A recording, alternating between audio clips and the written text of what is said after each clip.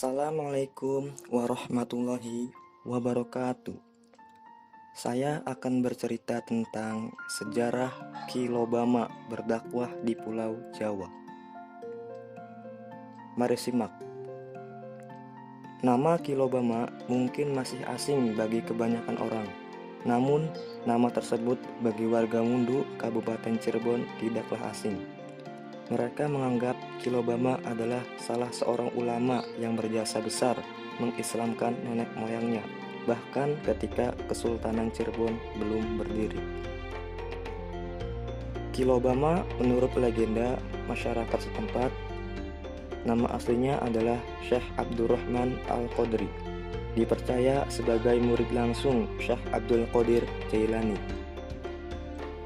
Ki Lobama datang ke Pulau Jawa pada abad ke-12 dalam rangka mendakwahkan Islam di Pulau Jawa, sebelum akhirnya wafat dan dimakamkan di Desa Mundu, Kecamatan Mundu, Kabupaten Cirebon. Syekh Abdul Qadir Jailani dalam sejarah Islam merupakan ulama kenamaan yang ajaran-ajarannya masih dipakai hingga kini. Menurut beberapa catatan, Syekh Abdul Qadir Jailani adalah orang Persia. Meskipun begitu, ada juga yang berpendapat orang Kurdi. Syekh Abdul Qadir Jailani diperkirakan lahir di selatan Laut Kaspia, Mazandaran, Iran pada tahun 1077 Masehi dan wafat di Baghdad, Irak pada tahun 1166 Masehi. Selama hidupnya, Syekh Abdul Qadir Jailani banyak menghabiskan waktu di Baghdad menjadi seorang ulama pengajar.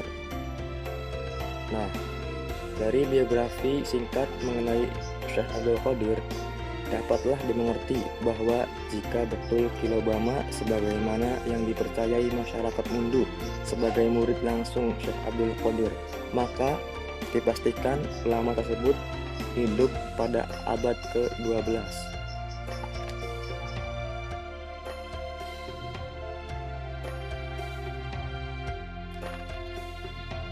Asal muasal Syekh Abdurrahman Al-Qadri mendapat julukan Ki Lobama.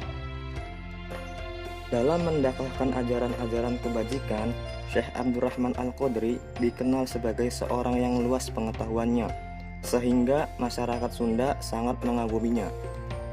Sebab segala permasalahan tentang ketuhanan, kehidupan sosial, dan lain sebagainya akan dapat dijawab oleh Syekh Abdurrahman Al-Qadri.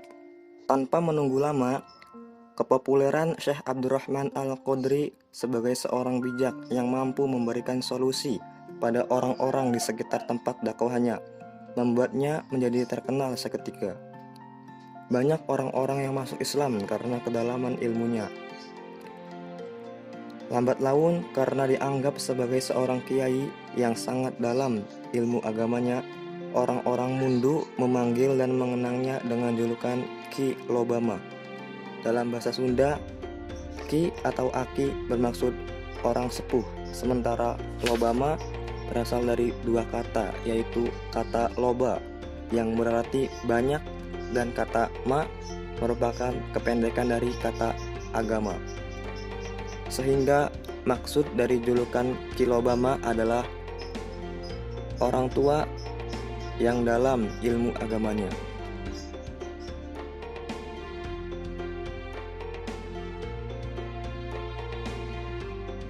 Makam Ki Lobama dapat ditemui di Desa Mundu, Kecamatan Mundu, Kabupaten Cirebon. Kondisi makam bernuansa tempo dulu dengan bangunan bata merah klasik arsitektur Jawa abad 12-15. Di depan makam terdapat sebuah pendopo dengan halaman pintu masuk yang cukup unik.